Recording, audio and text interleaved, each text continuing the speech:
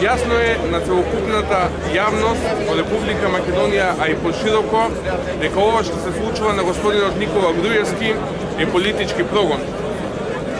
Она што е смешно во целата ситуација која се води во случајот Тенк е тоа што главниот доказ за така нареченото дело, Мерцедесот, е се уште во владата на Република Македонија и секојдневно се користи за секакви потреби како што се потребни на државата. Второ, специјалното јавно обвинителство има една цел. Таа цел е да работи на уништување на политичката елита на ВМРО-ДПМН. Во таа елита спаѓаат луѓето кои се од поранешната власт која владееше повеќе од 10 години. Специјалното јавно обвинителство е неуставна створевина создадена во Република Македонија. Сите обвиненија на специјалното јавно обвинителство се базирани на незаконски начин, како што е тоа во Законот за кривична постапка пропишано, дека незаконски стекнати материјали не може да представуваат доказ во судска постапка. Трето, како граѓани на Република Македонија, денес ги охрабруваме судиите во овој суд да превземат чекори и да работат во согласност со законот во Република Македонија.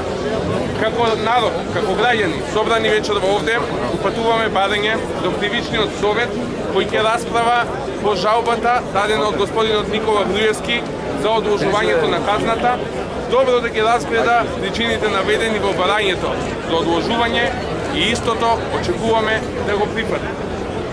Четврто, го повикуваме председателот на Република Македонија, професор доктор Ѓорги Иванов, кој е единствениот политичар во Република Македонија кој има кредибилитет од граѓаните даден на непосредни избори, да донесе одлука со која ќе го прекине овој политички прогон што се спроведува во Република Македонија.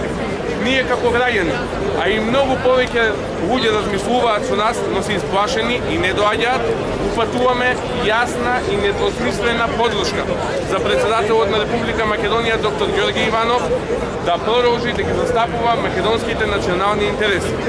На крај, упатувам јавна подршка до господинот Никола Груевски, поранешен председател на владата на Република Македонија. Ние како граѓани сме благодарни за сето она што тој го направи во изминатиот период кога беше председател на владата. Неговата борба за правда станува и наша борба за правда. Она што му се случува на него денес, утре може да се случи на секој од нас.